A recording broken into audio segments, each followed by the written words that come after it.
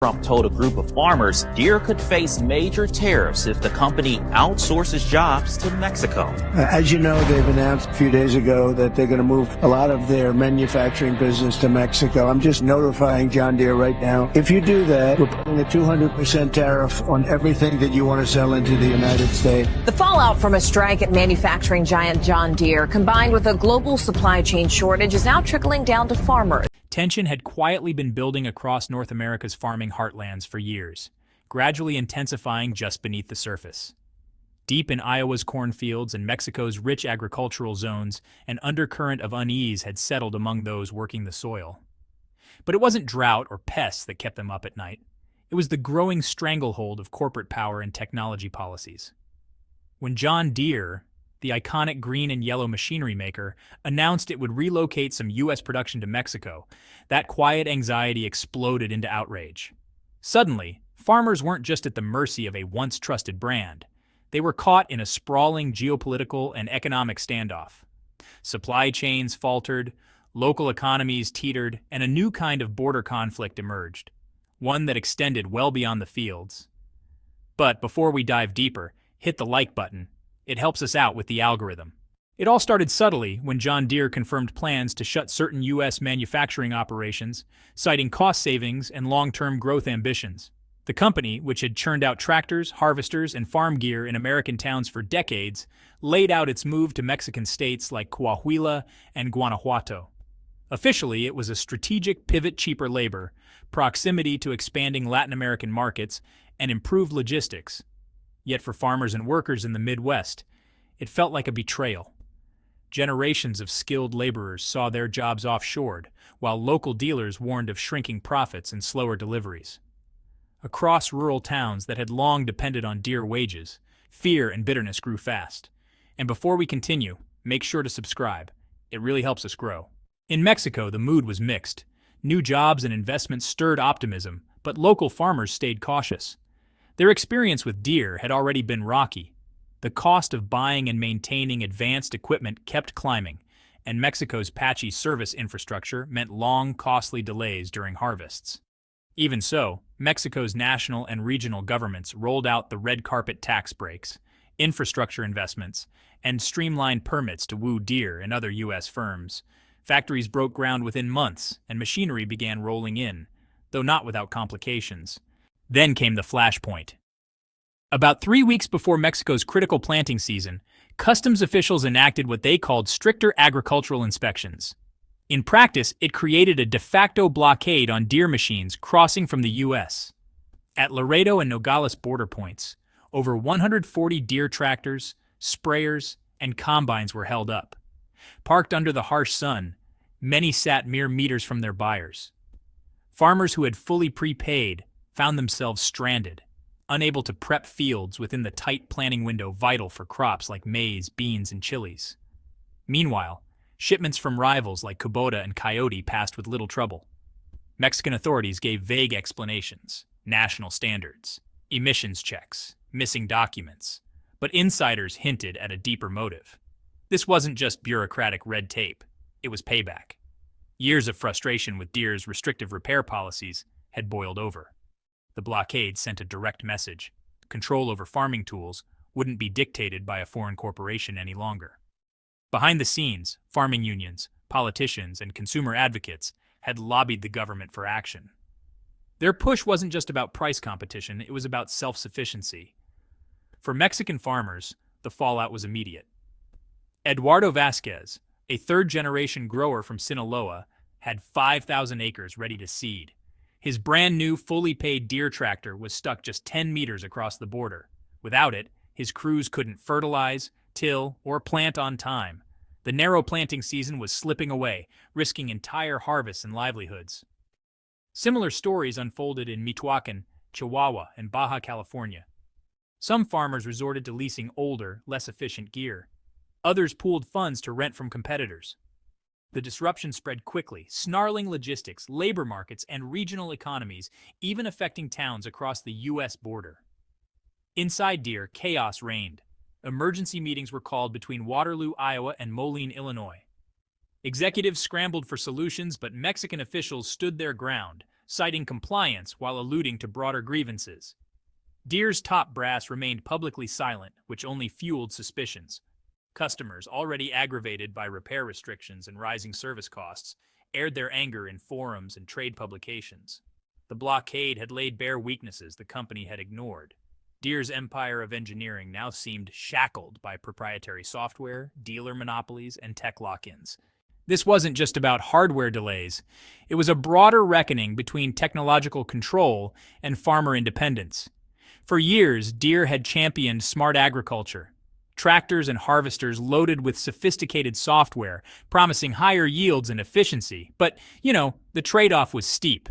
Farmers couldn't fix their own equipment without exclusive diagnostic tools.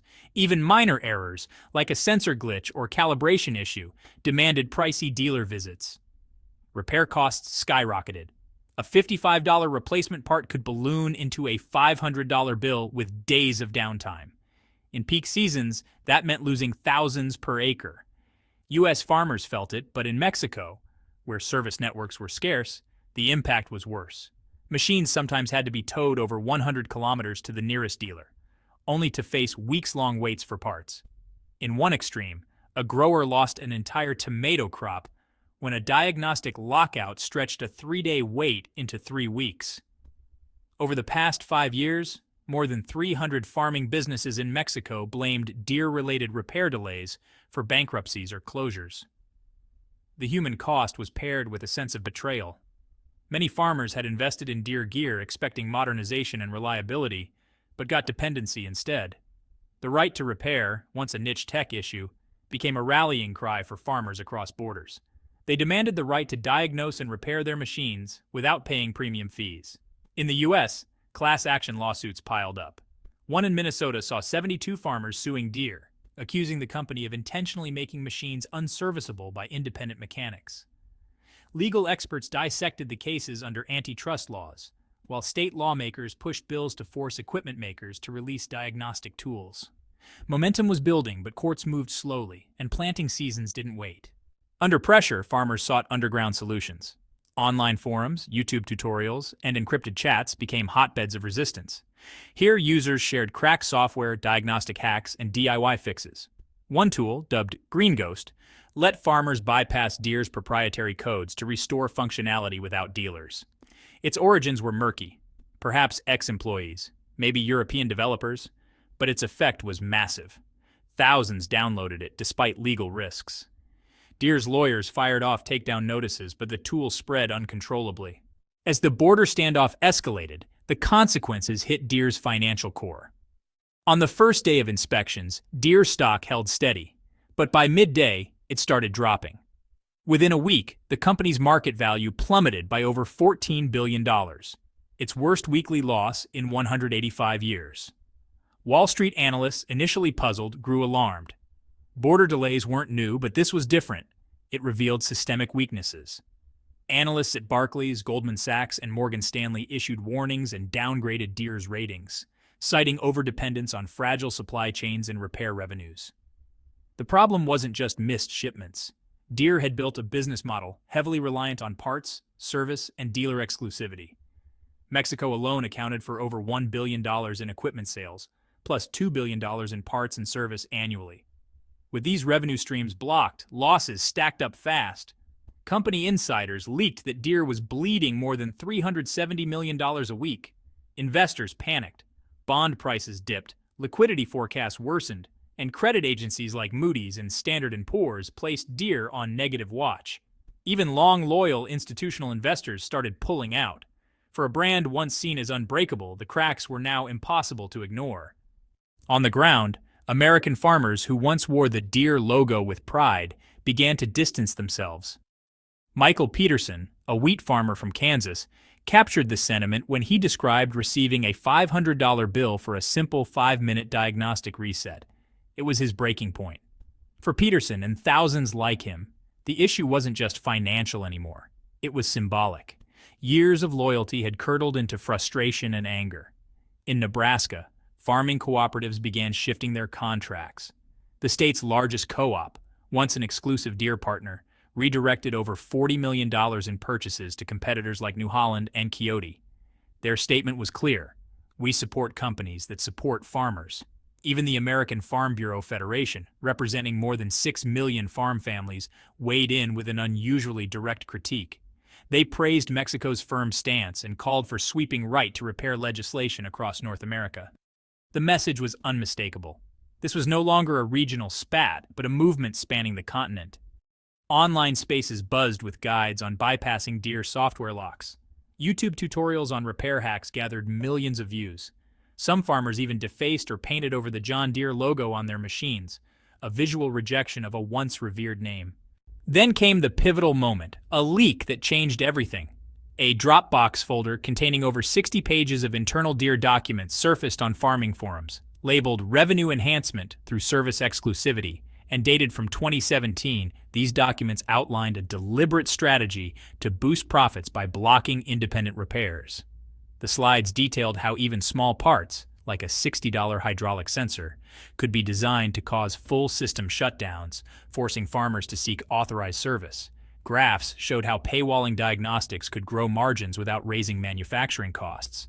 Leaked emails revealed cynical strategies, with one note bluntly stating, if it fails in May, they'll pay by June.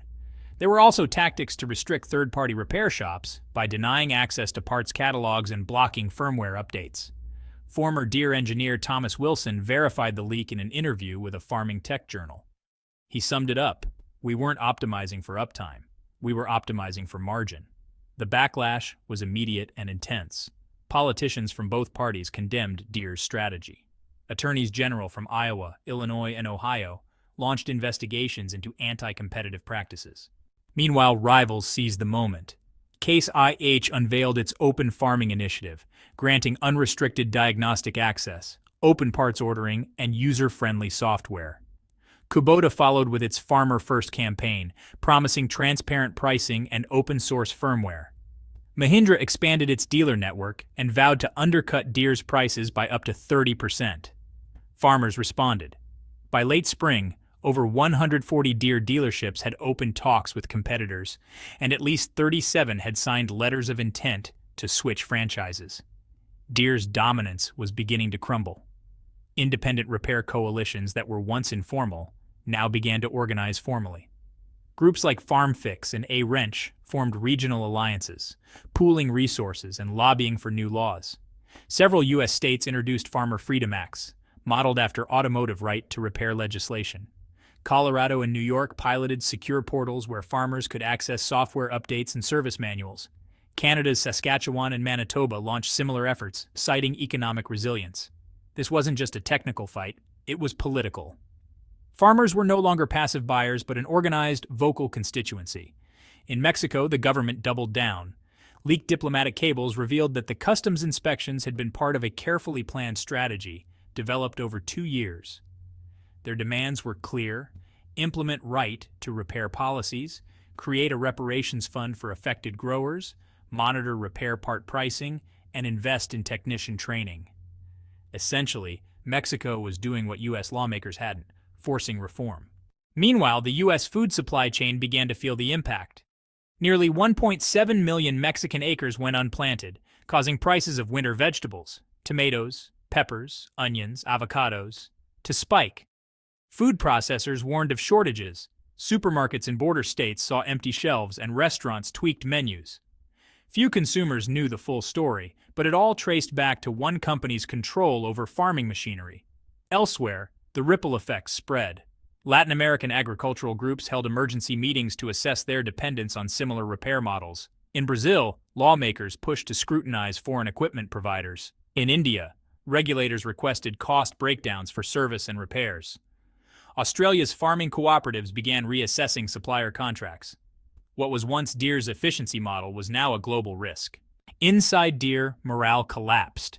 Engineers and technicians, many from farming backgrounds, privately admitted they'd warned leadership about the long-term fallout of restrictive designs. Internal surveys showed plummeting trust in management, leading to a wave of resignations, especially in software teams. Emergency board retreats aimed to forge a recovery plan, but leaked memos showed deep divisions. Some favored sticking to exclusivity to protect IP, others urged radical transparency to salvage the brand. Under mounting pressure, Deere's executives finally addressed the public. In a quickly arranged virtual press conference, the CEO acknowledged farmers' challenges, but skirted any mention of the leaked documents or legal troubles. He reiterated commitments to innovation, safety, and environmental standards. The statement, filled with phrases like technological stewardship and supply chain optimization, failed to address the real grievances. To many, it sounded evasive and out of touch. Deere's PR campaign that followed, glossy ads of farmers beside shiny green machines, didn't move the needle. So, social media just exploded with criticism. Hashtags like Repair Rebellion and Green Chains spread really fast. Influential farming accounts started posting invoice comparisons exposing those inflated dealer repair fees. There was even a viral post from a fourth-generation Indiana farmer showing him replacing his entire Deere fleet with Case IH equipment. And honestly, it was as much about principle as it was about savings. Now, Deere's crisis managers, working with consultants, tried to shift the narrative by putting out white papers on the benefits of integrated service, and they lobbied hard to stall right to repair bills, citing things like cybersecurity and emissions concerns. But advocacy groups pushed back, using university studies to prove that over 90% of repairs could be safely handled by farmers if they just had the right tools. The resistance movement really matured at this point, evolving into this sort of semi-formal network of coders, technicians, and legal experts. They started organizing webinars, released open-source diagnostic guides, and even created international repositories for software patches. Some anonymous developers gained a kind of folk hero status. One group, calling themselves the Groundbreakers, released a tool that could clone software profiles, which allowed for backups and rollbacks if Deere pushed forced updates. Now, Deere did respond with lawsuits under the DMCA, but with global hosting and decentralization, enforcement was basically futile. And there was this popular meme going around showing a green tractor with a padlock and the caption, "You can chain our machines, but not our minds." In Washington, lawmakers finally took notice. Hearings before the House Agriculture Committee featured farmers sharing some really tough stories, like a Montana rancher who lost $20,000 in cattle feed because of a delayed repair, or an Arkansas soybean grower who lost an entire field because the nearest dealer was over 200 miles away. Bipartisan bills for federal right to repair mandates soon followed. Meanwhile, the EU actually applauded the movement, and France and Germany launched their own inquiries into similar practices by U.S. manufacturers. In response, Deere's European branches made some token gestures, like offering limited diagnostic access. But honestly, these just weren't enough. Over in Australia and South Africa, governments announced audits of OEM practices. What started as a regional dispute had now become a worldwide corporate reckoning. The tech industry also started reflecting. Forums everywhere began debating the ethics of locking users out of their own equipment. Former Deere employees even published an open letter urging transparency and open standards, arguing that customer trust was worth way more than short-term profits. That call really resonated across industries, from cars to medical devices, wherever repair rights were being debated. And hey, don't forget to like and subscribe. Thanks for watching. Your support really makes a difference.